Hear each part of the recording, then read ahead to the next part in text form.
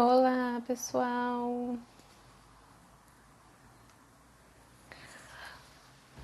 Vamos para a nossa sessão de hoje? Nossa terapia de grupo?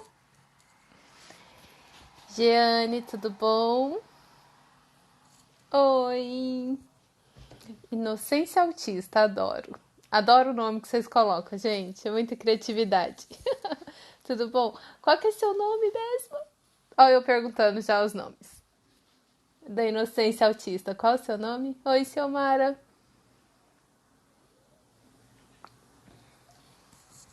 Gente, é um barato os nomes, né? Autismo em palavras. O autismo na ponta dos pés, da Elianar. Jeane, Ni. Sussu. Oi, Sussu, tudo bom?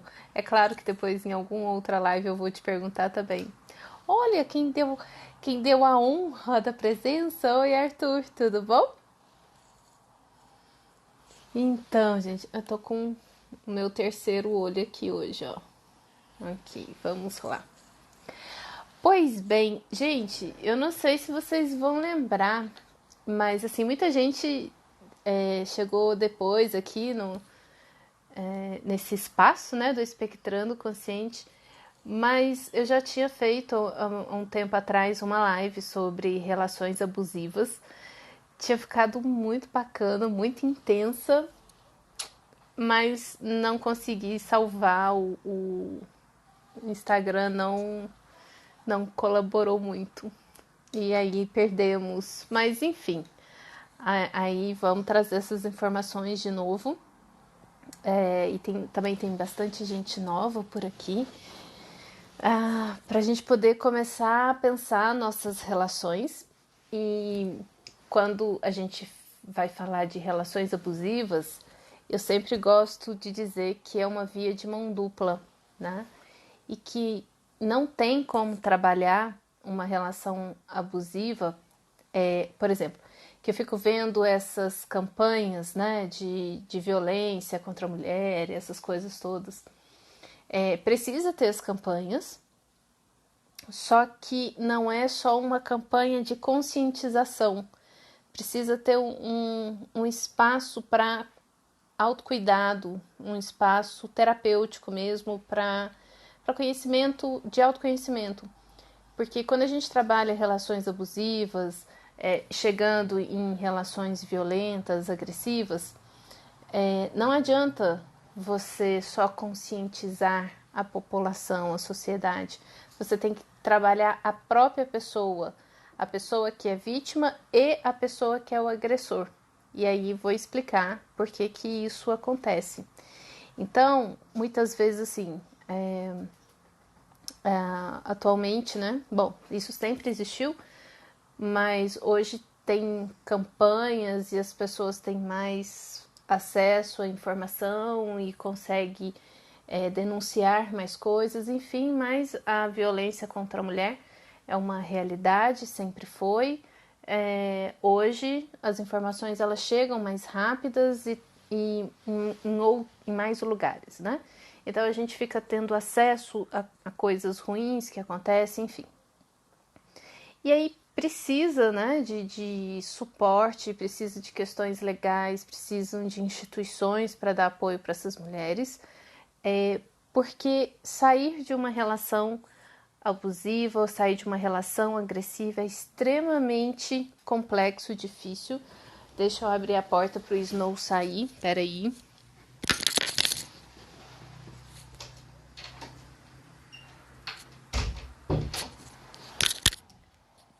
Eu sabia que ele ia querer sair. Enfim, foi latir. Antes latir lá fora do que aqui, né? Ok, senão ia atrapalhar um pouquinho. Ok. E aí, não adianta dar um suporte de proteção e tem aquela velha história, né? Aí a mulher não denuncia porque tem medo, mas não só porque tem medo, mas porque tem uma vinculação patológica ali, tem uma dependência emocional ali. Então, sim, muitas mulheres não conseguem sair dessa relação. Só que também a violência doméstica é até interessante, né, falar isso agora que me dei conta em função da quarentena, tá tendo muitos relatos, né, vi algumas reportagens sobre isso, aumento da violência doméstica. Mas uma coisa que a gente não sabe, que não chega, mais escondido, mais velado do que a agressão às mulheres, é a agressão aos homens. Homens também sofrem agressão física, sofrem agressão doméstica, ok? Então, assim, o que a gente precisa começar a entender sobre isso? Relações abusivas, elas sempre são uma via de mão dupla. Uma relação não é feita de uma pessoa, tem duas pessoas ali. Então, não existe uma relação, não existe um abusador se não existiu o abusado, ok? Não, o Snow não quer voltar, ele tá lá na porta porque o papaizinho chegou e ele fica enlouquecido. Um dia eu vou filmar o comportamento deles quando o neto chega em casa. Eu não existo, eles esquecem da minha presença. Mas vamos lá. Então, olha só, toda relação, ela é uma via de mão dupla, ela é construída, tem as duas partes. Então, quando a gente fala de relação abusiva, a gente tem que olhar para as duas partes, ok? E aí a gente vai construindo esse entendimento para vocês começarem a pensar nas suas próprias relações. Mas antes da gente chegar nessa questão de duas, né, vias, a gente precisa começar a entender lá no início e que relações abusivas, elas não acontecem só entre casais. Elas não acontecem só em relação amorosa. Elas acontecem em relações de amizade, elas acontecem em relações de pais e filhos, também podem acontecer em relação a irmãos, chefes, colegas de trabalho, ok? Então, não é só em relação à relação afetiva, namoro, casamento, enfim.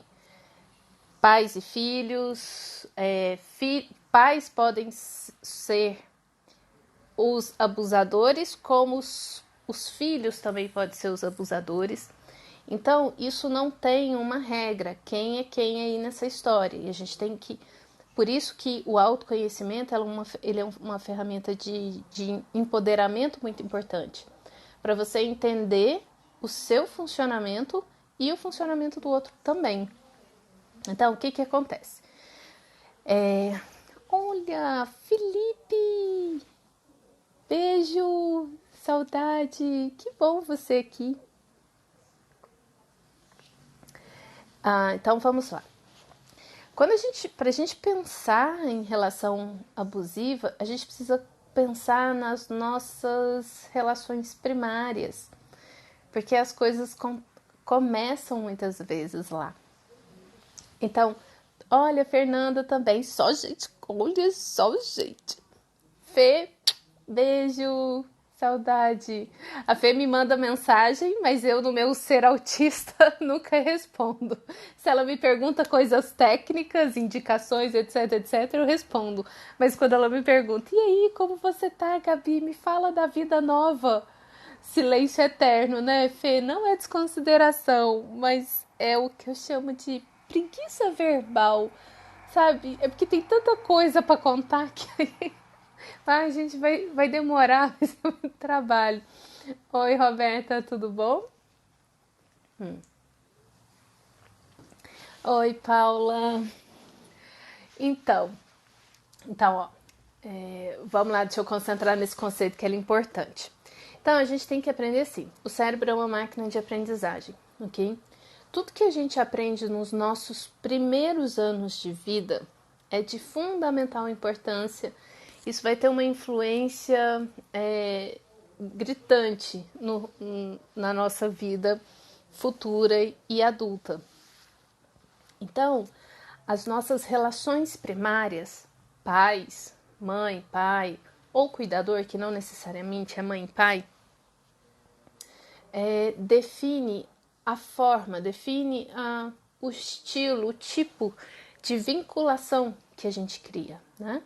Então, tem algumas teorias, alguns grandes teóricos aí, mais conhecidos, como Joe Bowlby, que estuda isso, entre outros pesquisadores mais atuais, que estuda a questão do vínculo, né? Ou do estilo de apego, né? E aí, o que eu gosto que as pessoas entendam? Muitas vezes quando a gente é criança, muitas vezes não, quando a gente é criança, o nosso cérebro, como uma máquina de sobrevivência, desde muito cedo ele aprende a se adaptar ao ambiente para sobreviver. Então, muitos de nós passamos por, não vou falar violência, mas situações ameaçadoras da infância. Um adulto nervoso, um adulto irritado para uma criança é uma grande ameaça para o cérebro. É uma sensação de aniquilação muitas vezes, ok? Mas às vezes a gente é muito bebê ainda e a percepção de ameaça ela é diferente, ela não é uma ameaça que a gente tenha consciência dela, mas tem nas reações instintivas, ok?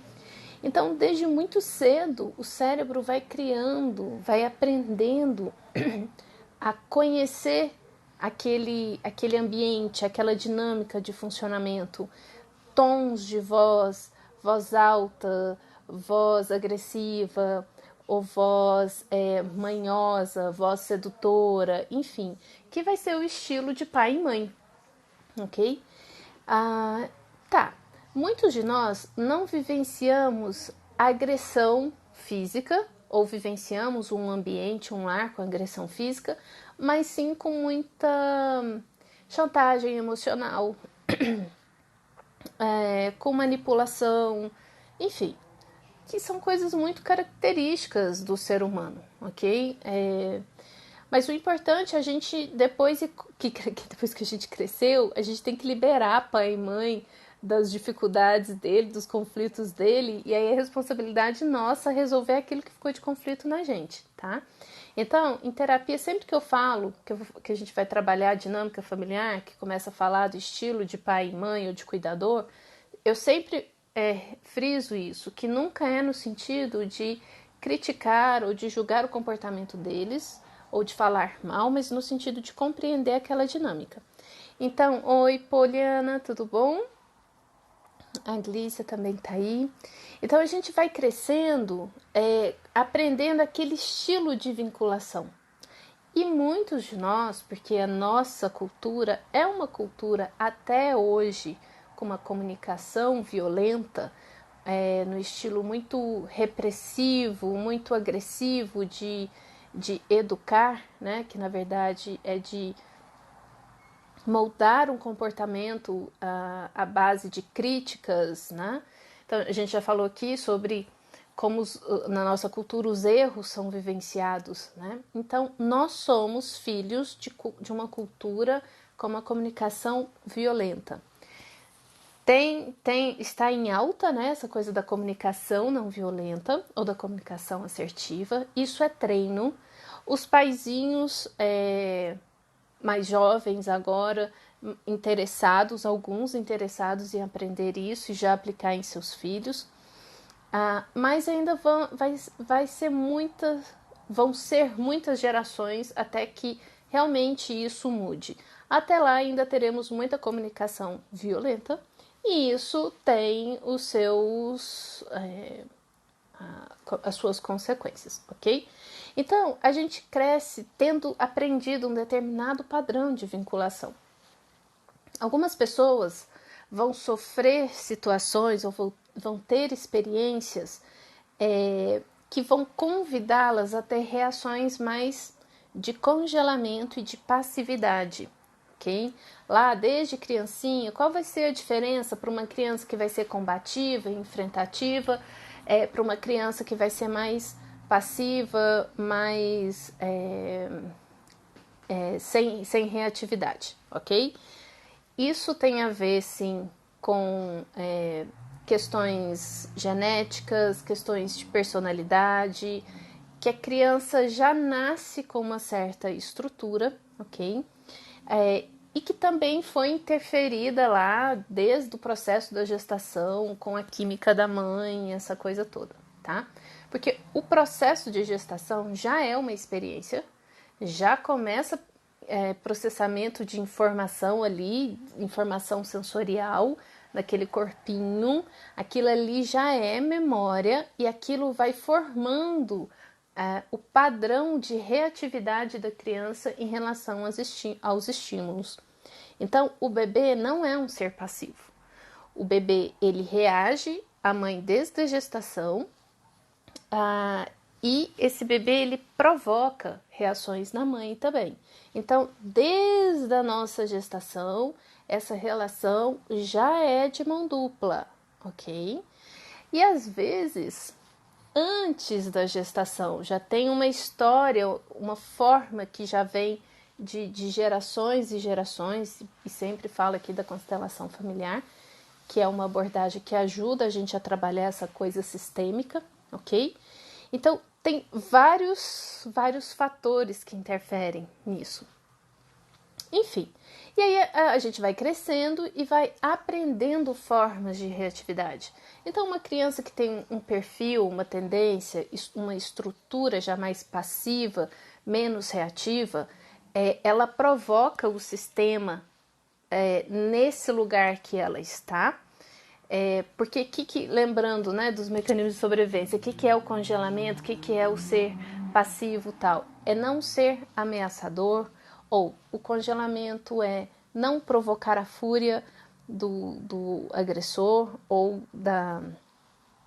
do predador, ficar tipo quietinho, parado, porque aí eu posso passar despercebido pelo predador ou desinteressante para ele, ok? Então, isso tudo é mecanismo instintivo de sobrevivência do cérebro, tá? E que a gente não aprendeu sobre isso, a gente não foi treinado para perceber esses nossos padrões, né? E que vão constituindo nossa personalidade também.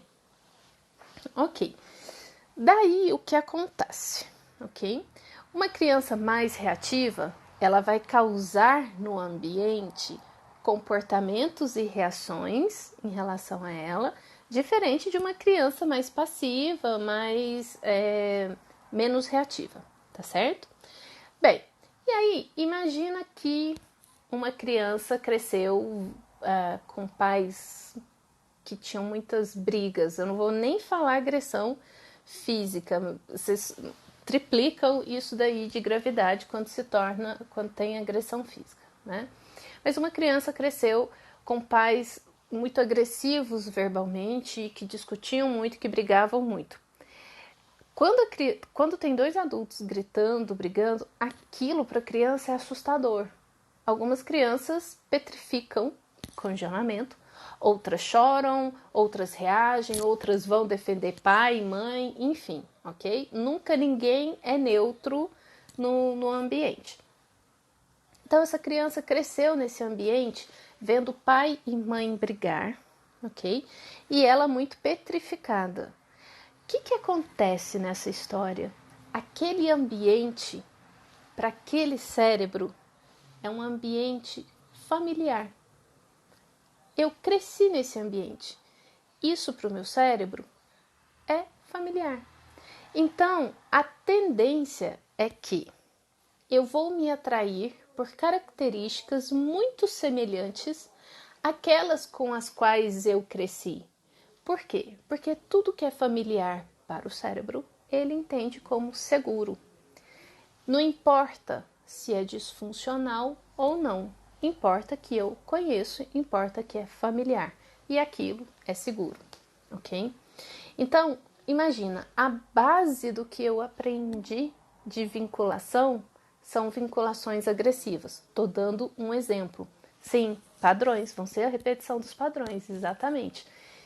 E aí, por isso que a terapia é importante. Na terapia, a gente aprende a identificar esses padrões, o que esses padrões falam de mim, e aí com psicoeducação, com técnicas de processamento, enfim, a pessoa vai aprendendo a identificar os sinais, né? No primeiro momento, não, depois eu chego nessa parte terapêutica, eu já tô chegando na parte boa do assunto, ok? Tá, mas só pra gente entender que assim, se eu cresci num determinado estilo de ambiente e de relação e a forma como eu era tratada, não importa se aquilo era funcional ou não, confortável ou não, aquilo foi a forma como o meu cérebro entendeu que o mundo funciona e que as relações funcionam. Então é como a gente fala, a partir dessas vivências a gente vai desenvolver um estilo de apego, né? Um apego inseguro, um apego seguro, enfim. Daí, tá, depois eu analiso, Ana, senão eu vou perder aqui a linha de raciocínio de novo. Daí a gente criou então essa base desse aprendizado, ok? Tá. Quando a gente cresce, eis que está você, mocinho, mocinha, jovenzinho, lindo, leve e solto, toda linda e saltitante numa festa, e eis que tem um rapaz lá, todo sorridente também, né? E vocês se atraem, se conhecem, nananã, e pronto, e daqui uns dias estão namorando, e aí daqui a pouco começam problemas, e aí começam relações mais complexas e de repente estamos numa relação abusiva. Podendo ser a menina num papel de abusadora ou o menino no papel de abusador. Serve para os dois, ok? Aí você fala, mas como? Que num mar de pessoas, eu fui naquele, né? Tem uma prima minha que brinca que ela tem dedo podre, que ela vai certo naquilo que é problema. Por que ela vai naquilo que é problema? Porque o cérebro dela, de longe, no ambiente, de forma muito inconsciente, capta estímulos, capta percepções que não estão acessíveis para a mente consciente dela, de estilo de comportamento, de gestos, de fala, de tom de voz, tudo é informação para o cérebro, ok? Num mar de gente. E você se atrai por aquela pessoa específica, ok?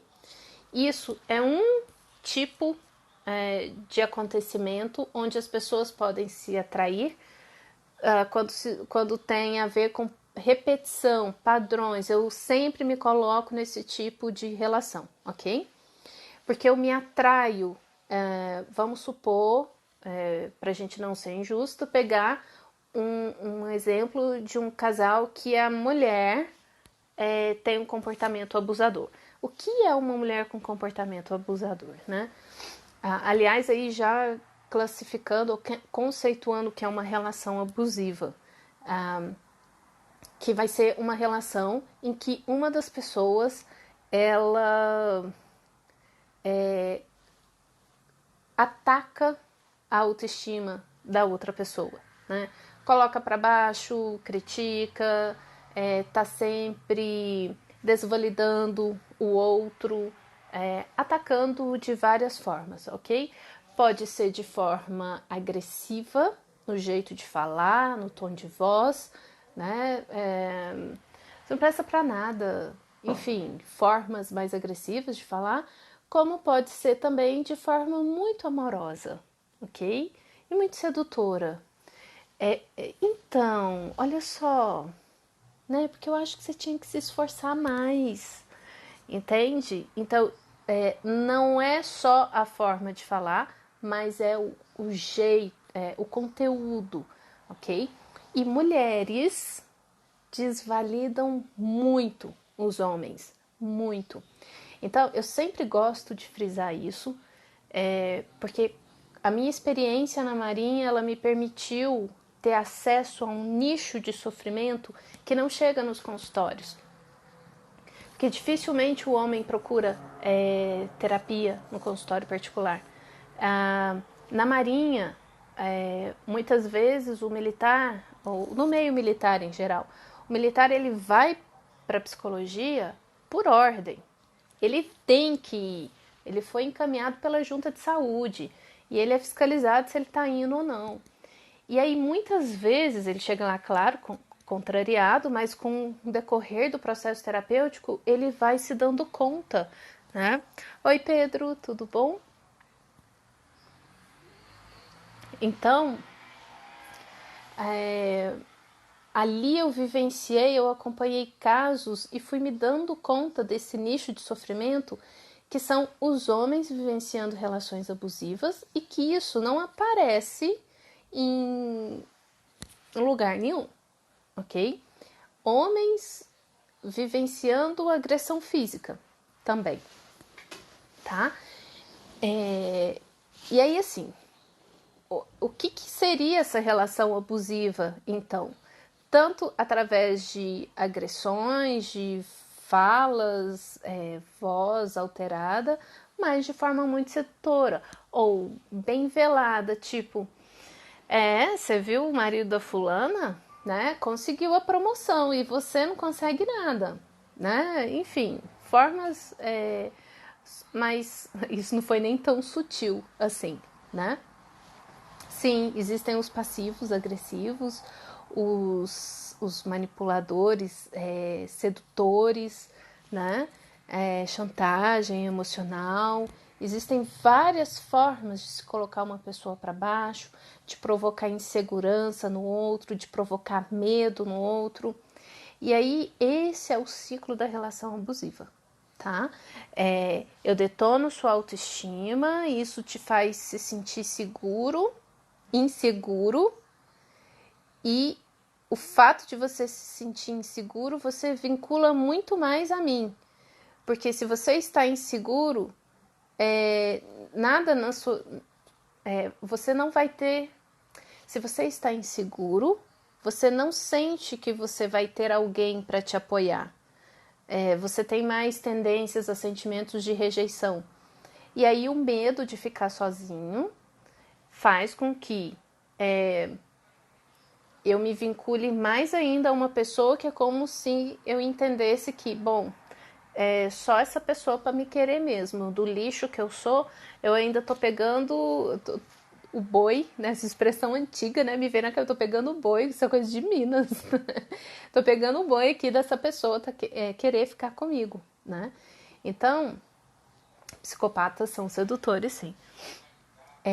Então é um ciclo, né? E aí, se você faz alguma coisa que desagrada a pessoa se irrita, briga com você, e aí depois você fica muito amuadinho ou amuadinho, se sentindo culpado e com muito medo de perder, e aí faz todas as vontades. Então começa um ciclo de culpa, medo, né? Insegurança, enfim. Então, uma das formas da pessoa se colocar numa relação abusiva é se atrair por um padrão, ok?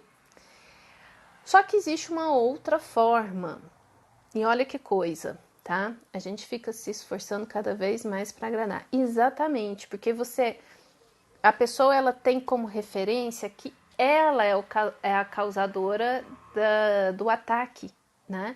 E por isso é muito difícil romper com essa relação, porque tem um sentimento de culpa muito primário ali, né? Tem uma dependência emocional, e isso vem da história, dos apegos lá da infância que são disfuncionais, então tem um medo de ficar só muito grande, um medo de abandono muito grande.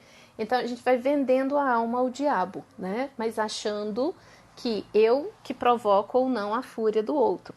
Então, quando isso não é trabalhado, é muito difícil a pessoa sair dessa relação, ok? Mamãe! Beijo, mãe! Adoro quando ela entra, gente. Mãe, você já arrumou a mala? Ela vem pra Goiânia, gente. Quarta-feira. Traz os meus moletons, porque eu tô passando frio. Eu não tenho roupa de frio. Onde eu morava não tinha frio. E agora tá difícil comprar roupa de frio. Então, traz os meus antigos. Já não sei se serve, mas é o que tem para hoje, né? Pensa, gente, a pessoa não tem roupa de frio. Aí tudo bem, eu compro no inverno, né? O inverno chegou antecipado no meio da quarentena. Aí complica a vida. Não, compra pelo drive-thru da Riachuelo. Cara, já é difícil eu ir comprar na loja, né? Eu já não quero sair, já não gosto de comprar as coisas. Agora, num processo diferente, não vai rolar. Mãe, traz o que tem aí. Sim, Ramona, ou então evita se apegar, ou até de se relacionar. Sim, porque aí vai ser a evitação, né? Um outro tipo de proteção, ok? Mas aí, olha só. Oi, Luanda, tudo bom? Existe um outro tipo de forma para se criar uma relação abusiva, ok? Então, quando a gente fala, porque eu passei por uma relação abusiva e não sei o quê, aí quem escuta fala, nossa, né? Já tem na lista. Já não posso falar, né? Já ia falar uma coisa que não é politicamente correta, agora a gente tem que. Ok. Aí, se você tá conversando com a amiga fala que ela passou por uma relação abusiva, tal, tal, tal. Aí a gente já fica com raiva da criatura, né? Do companheiro ou da companheira dela. Daí, quando você vai ver a outra pessoa que supostamente está nesse papel do abusador, aquela pessoa não tem nem noção, nunca nem passa na cabeça dela que ela foi um abusador ou uma abusadora, ok? E que não significa que ela já tenha tido uma relação, ela sendo o abusador da situação. Por quê? Porque uma relação abusiva ela pode ser construída a partir daquela relação, né? Então, duas pessoas se conhecem, ninguém tem histórico, sei lá, vamos pegar aqui, o rapaz não tem histórico de ser abusador, ou a menina também não tem histórico de ser abusadora, ok? Mas um deles tem um perfil mais passivo ou tem um perfil de vítima. Eu vou colocar vítima entre aspas, porque não é bem uma questão de vítima, tá? Porque todo mundo é ativo na situação. Mas vamos pensar uma pessoa que já passou por traumas, já tem históricos de abuso, seja abuso físico, seja sexual, seja emocional, enfim, ok? Assédio moral, assédio sexual. Essa pessoa, quanto mais cedo ela sofreu isso, mais isso ficou intrincado na estrutura de personalidade dela e no jeito de reagir. Então, o que vai acontecer? Para onde essa criaturinha for, a probabilidade dela construir relações abusivas é muito grande. Seja no trabalho, seja com os colegas da escola, faculdade, chefe, família, namorado e namorada. Porque ela já chega com papel, com uma função, com um jeitinho muito vulnerável, muito vulnerável, ok? E aí começa a se relacionar. Vamos pegar uma relação de. Vou pegar a relação de colega de trabalho, ok? Ou de chefe. E aí você chega naquele trabalho, eu atendi várias pessoas assim na Marinha, era repetido, para onde aquela criatura ia, ela vivenciava essas relações abusivas. E aí quando você vai trabalhar isso, você vai vendo o padrão que a pessoa tem e como ela se comporta. E o que acontece com essa pessoa que tem um padrão mais passivo, mais de vítima, né? Ela não reage, a postura dela, a musculatura dela já é molinha, já é sem tônus muscular, né? Então você vê assim, é muito vulnerável. É no jeito de falar, é no tom de voz.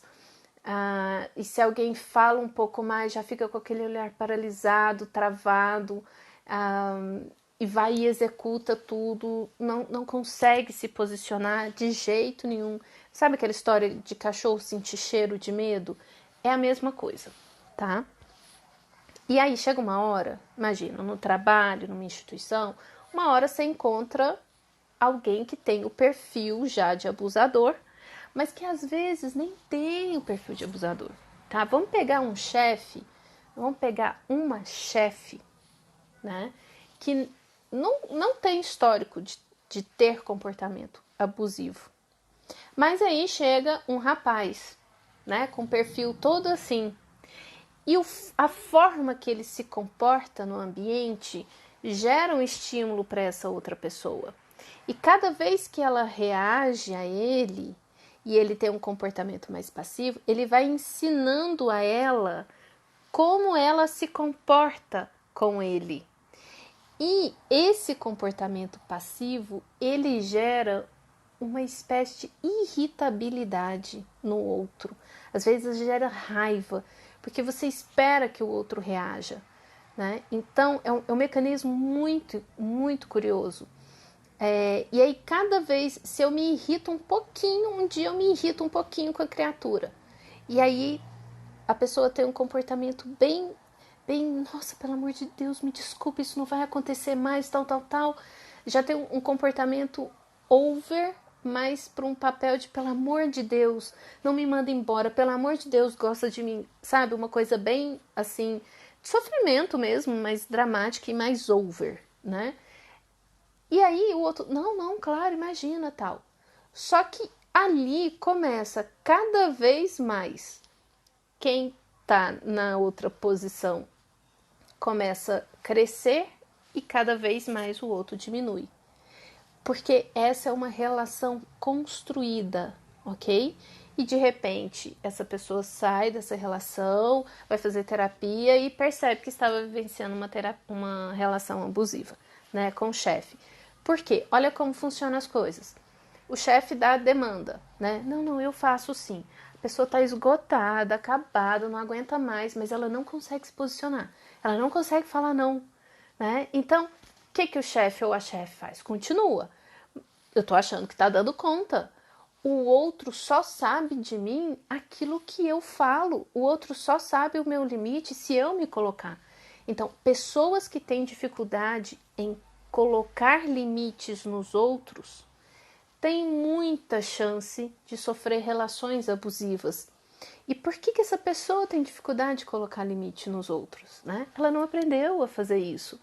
E ela tem um vínculo inseguro, ela tem um apego inseguro, que ela acha que se ela contrariar o outro, aquela relação vai se perder, vai se romper e ela vai ficar sozinha, abandonada. E abandono para o cérebro é ameaça à sobrevivência. Então, eu vou me dando em excesso, em nome da sobrevivência, porque eu tenho um medo muito grande de abandono, ok? Imagina isso numa relação. A dependência é complicada, sim. Imagina isso numa relação, né? Um rapaz e uma moça lá, vamos pensar uma moça que viveu algum tipo de trauma, pode ter sido negligência, pode ter sido abuso sexual, pode ter sido abuso emocional, enfim, mas ela já tem esse perfil, ok? Ela entra naquela relação, aquele rapaz nunca foi um abusador, tá? Então, vocês estão entendendo o que eu tô falando aqui? Porque a gente tende a pegar as dores de um lado e geralmente do lado da vítima. Mas se a gente não analisar o contexto, a gente comete injustiça. E nessa história não tem um mais injustiçado do que o outro. Porque muitas vezes aquele que hoje está no papel de abusador, se ele está nesse papel, ele também tem muito sofrimento ali, tá? E por que vai crescendo o abusador? Aí vocês vão entender onde linka, sabe? Eu falo assim que a chave na fechadura encaixa direitinho. Aí vamos lá. Aí chega uma moça e um rapaz que se conhece, tal. Essa moça tem esse perfil já mais passivo, mais de vítima. E aí conhece esse rapaz que pode ser muito gentil, muito acolhedor, tal. E de ser muito acolhedor, ele vai querer salvar a alma dessa criatura que parece tão frágil, ok? Isso faz com que ele se sinta bem, porque ele também tem a história dele, a bagagem dele, e ele também tem a autoestima baixa, né? Então, uma coisa que faz ele se sentir bem na autoestima dele é cuidar de uma criatura tão indefesa, certo? Mas aí, essa criatura tão indefesa vai cumprir o papel dela de criatura indefesa e muitas vezes vai fazer caquinha, vai fazer besteirinha, vai fazer escolhas equivocadas, vai criar um comportamento de dependência mesmo do outro, e esse outro vai chamar atenção, vai orientar, vai querer conduzir, porque ele se colocou no papel de cuidador e de mostrar o caminho. Ele se sente muito bem nesse papel, inconscientemente, em função dessa autoestima fragilizada dele também. Então, um vai diminuindo e o outro vai crescendo. De repente, essa pessoinha tá ali parada na vida e o carinha quer que ela cresça, reaja, faça alguma coisa. Ou então, você tem que falar com seu chefe, você não pode deixar seu chefe fazer. Olha a hora que você tá chegando em casa, né? Então a moça começa a chegar tarde em casa porque não consegue falar pro chefe ou pra chefa, tá? Não sei o quê. E aí começa a ter briga. E aí o rapaz briga, vai gritando, vai crescendo, mas a título de querer ensinar, ajudar. E aí, cada vez que ele cresce, né, e sem perceber vai ficando mais agressivo, ela vai entrando mais ainda num papel de vítima. Pelo amor de Deus, me desculpa, porque eu só faço tudo errado, e nananã, e tal. Entendeu? E aí, ele vai aprendendo a estar nesse papel, porque é um papel que é reforçado pelo próprio pela própria experiência de autoestima fragilizada dele. E aí cada vez vai dando mais raiva nessa pessoa do comportamento passivo do outro, porque essa pessoa mais passiva, ela começa a demandar muito emocionalmente dessa outra pessoa, que precisa ser cuidador dos dois. E aí começa um gasto de energia, e esse gasto de energia, né? E aí os autistas conhecem bem isso, né? Quando a gente tá exausto e alguém tá demandando da gente, tem uma hora que a gente dá uma patada e fala, não, me deixa, não quero saber, né? E vai pro nosso cantinho, não é isso? Isso acontece com as outras pessoas. Caraca, eu acabei de perceber que estive muito em relacionamentos abusivos. No trabalho tinha problemas por ser abusada e no casamento por ser abusadora. Cacau, isso, é exatamente isso. Eu posso estar em papéis diferentes, em relações diferentes, ok? Por quê? Você pode estar numa relação amorosa, onde você está no papel da abusada, ok? Mas que no seu trabalho tem pessoas com um perfil ainda mais fragilizado que o seu, sabe? Tipo uma escadinha assim, e ali você se sente grande e poderosa e vai acontecer o contrário. E aquela história, né? É muito comum homens, aí já falando dos homens também, agora no papel de agressor, é muito comum um homem com autoestima fragilizada, que no trabalho come o pão que o diabo amassou, né? É um garotinho diante do chefe, carrasco, mas chega em casa, ele vira o carrasco da história, porque ele tem uma compensação dessas relações abusivas, né?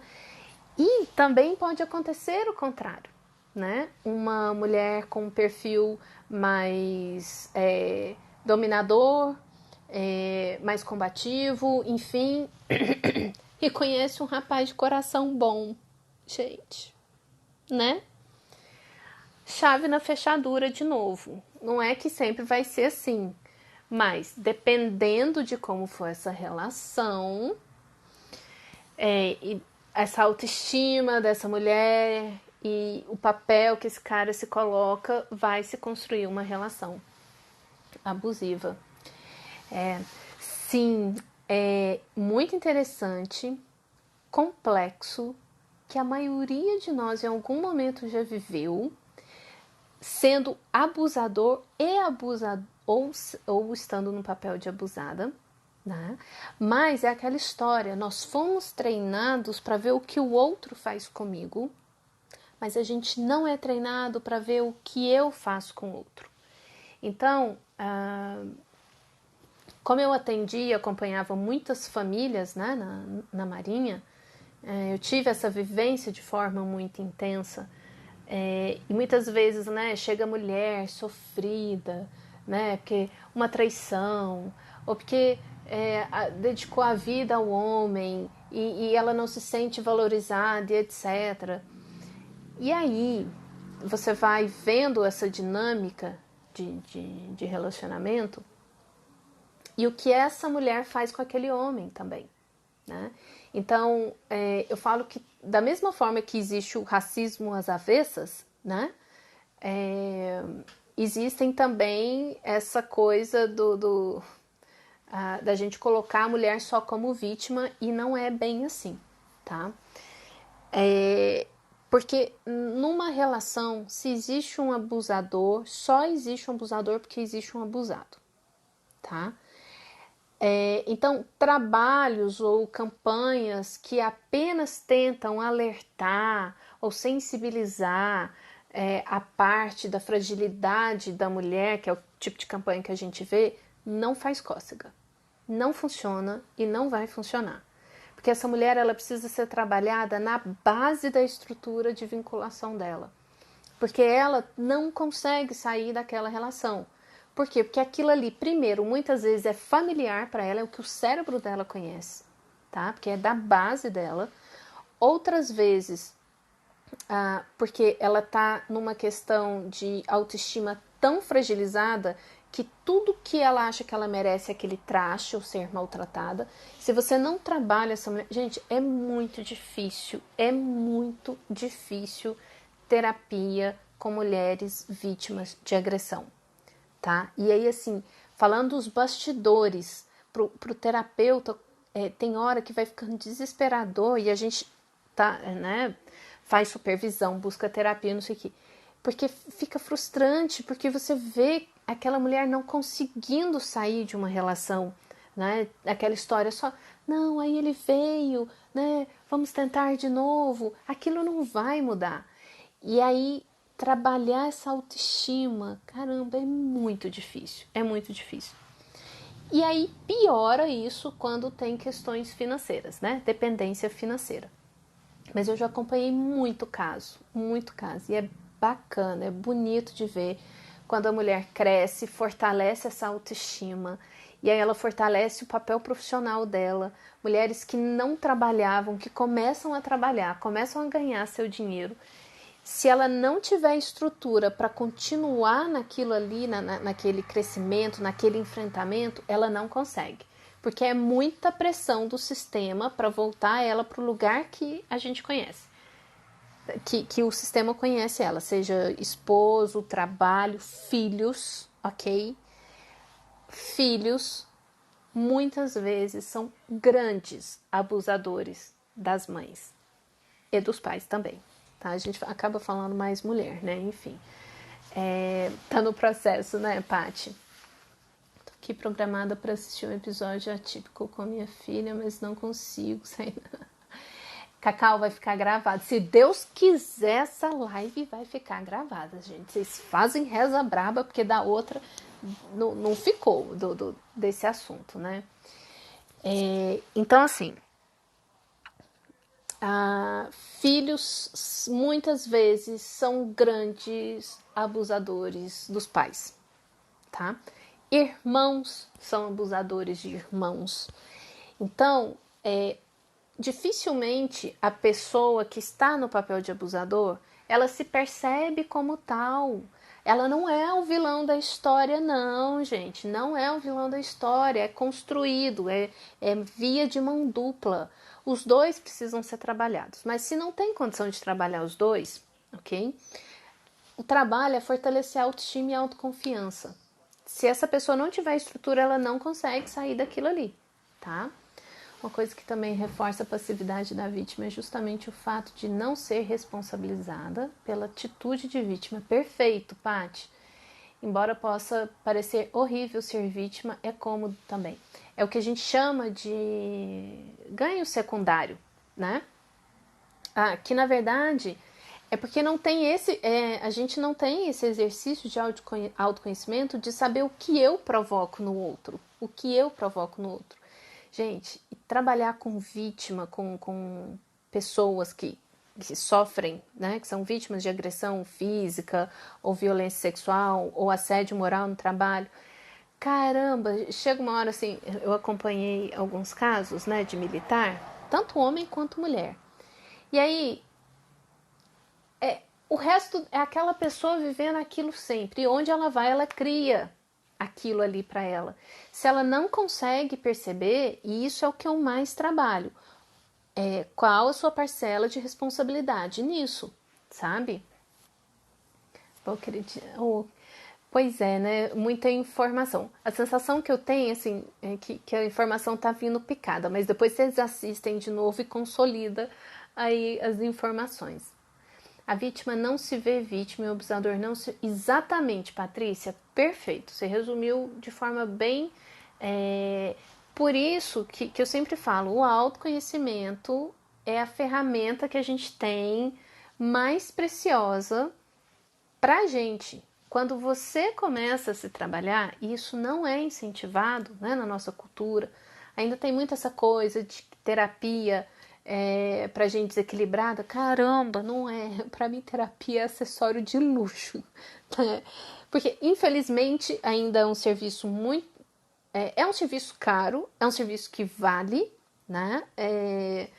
Mas, infelizmente, a gente não tem isso disponível tanto no serviço público e muitas vezes quanto tem de qualidade duvidosa por várias questões, por falta de recursos que o próprio profissional ali tem. A síndrome da boazinha. Excelente dica, gente. Vou printar aqui para depois eu ver que eu não conheço esse. Ambos não se responsabilizam, só culpam um ao outro. Exatamente. Né?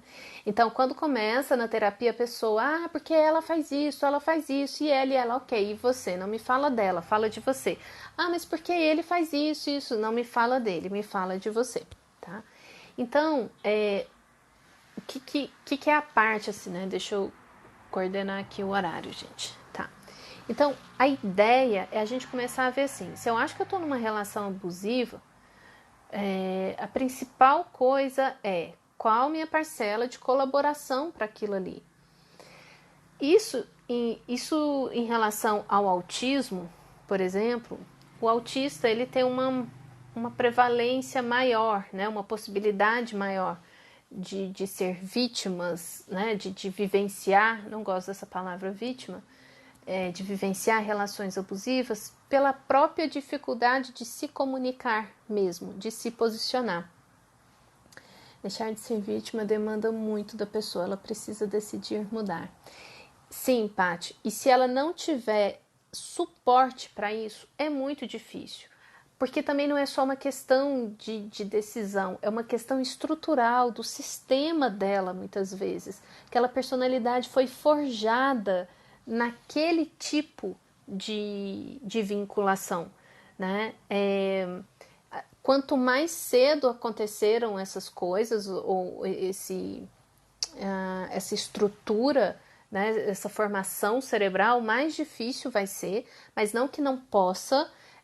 Como que a psicoeducação trabalha isso, né? A pessoa começar a aprender a identificar o comportamento dela, o comportamento do outro, então numa análise conjunta, né? Então é um processo trabalhoso, mas possível, ok? E tem pessoas que nunca vivenciaram nenhum lugar nem outro, mas que um dia pode vir a vivenciar, tá? Então, lembra disso, a gente nunca pensa no que a gente provoca nos outros. Tudo bom. E no caso dos autistas, sem diagnóstico em relações abusivas? Sim, então, aí Maria, o que acontece? Gente, vai cair daqui a pouquinho, que aí eu volto para completar essa coisa do autismo, tá?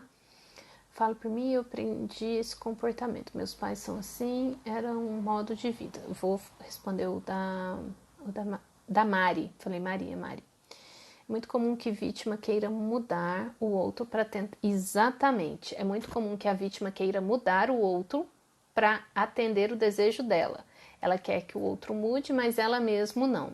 Isso acontece em relação de pai, de filhos, chefe, tudo. Eu acho que para nós autistas é mais fácil explodir do que discutir, porque a discussão cansa rápido. Então, aí respondendo da Ramona e entrando nessa coisa do autismo. Depende muito da personalidade, ok? Personalidades diferentes vão causar coisas diferentes. A Ramona tinha falado, né? Algumas pessoas até evitam entrar em relações porque elas têm uma dificuldade de vinculação, passaram por traumas, ok? Mas tem pessoas que têm um perfil mais assertivo, mais combativo, tá? E o autista, muitas vezes, ele vai ter uma dificuldade, não é só autista, ok? Mas muitas vezes isso no autista aumenta a probabilidade porque ele tem uma dificuldade de entender um pouco o jogo social e sinais sociais. E assédios, né, por exemplo, assédio moral, o assédio sexual é muito sutil, ele começa de forma muito sutil e você nunca acha que, não, é coisa da minha cabeça, né? Você não percebe. E aí quando você percebe, já está numa proporção, já tomou uma proporção muito grande e aí a pessoa já entrou num estado de congelamento, ela já não consegue reagir muito para muitas coisas, né? E aí ela tem medo, ela tem vergonha, acha que ninguém vai acreditar e fica a palavra de um contra o outro, tal. Então assim, para o autista a questão é aprender comunicação assertiva.